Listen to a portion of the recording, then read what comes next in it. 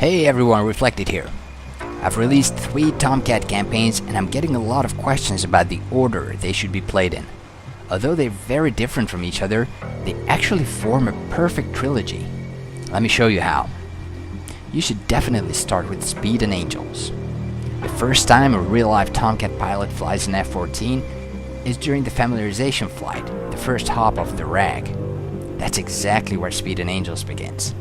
Into cooperation with former F-14 and F-5 pilot Paco Chierici, and it's a hyper-realistic recreation of the F-14 Tomcat RAG, the final training before going to your first fleet squadron. In real life, by the time you got to the RAG, you already completed your basic, intermediate, and advanced flight training, so the campaign will not explain the very basics, but it does turn you into a combat-ready, virtual Tomcat pilot.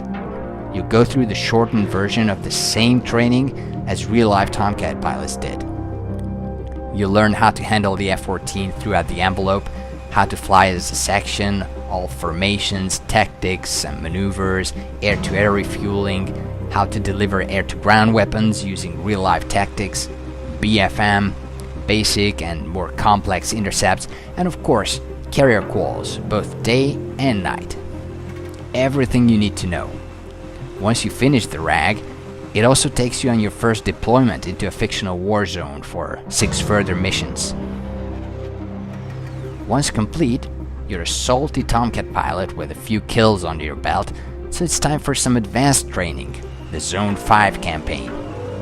With former Tomcat Rio and Top Gun instructor Dave Bio Baranek, we built a syllabus that's a realistic representation of an advanced training detachment in the 80s. No trophies here though, that's only in the movie. While the campaign is set in 1987, so 17 years before Speed and Angels, it's still a logical sequel to it. This campaign will enable you to use every trick and tactic you learned at the RAG and use it in highly complex and increasingly challenging scenarios. Both are quote-unquote training campaigns, but they're actually totally different. Speed and Angels has very specific requirements, holds your hand tightly, and expects you to perform each task as briefed, accurately, on the numbers, by the book.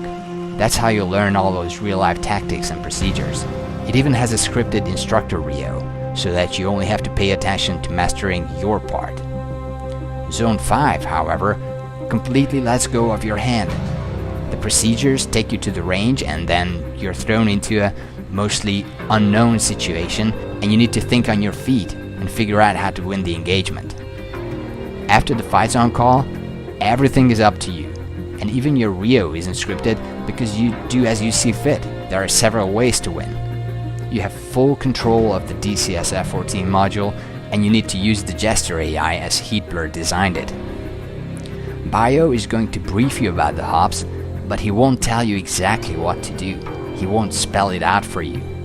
This is partly due to confidentiality considerations, but we also wanted the players to come up with a good game plan on their own. You'll need everything you learned in Speed and Angels, and then you should be able to overcome these challenges, but they will push you further than the hops at the RAG and therefore make you an even better pilot. After completing Zone 5, you can really call yourself a seasoned virtual Tomcat pilot. You're ready for anything. To complete the trilogy, you can move on to Fear the Bones. It's a very, very different campaign from the former 2. Speed and Angels and Zone 5 were both built in cooperation with former naval aviators. They're study level, as realistic as can be in a flight simulator. Fear the Bones, however, takes a different approach. While it's also built around realistic procedures, it mainly focuses on the 1980s pop culture around the legendary F-14 Tomcat. It's supposed to have the vibes of a retro video game or a cheesy 1980s action movie with you as the main character. Heavily story-driven, full of twists and unexpected events and pop culture references. It's set in 1989 and it's a fictional Cold War turned hot scenario against the USSR. You worked hard during the first 2 campaigns. Now it's time to relax, have fun, and get into that 1980s vibe. This completes my Tomcat trilogy. Let me know in the comments if you've already played any of them, and which one you like best and why. Alright, thanks a lot for watching. Don't forget to subscribe so that you don't miss any campaign updates. See ya!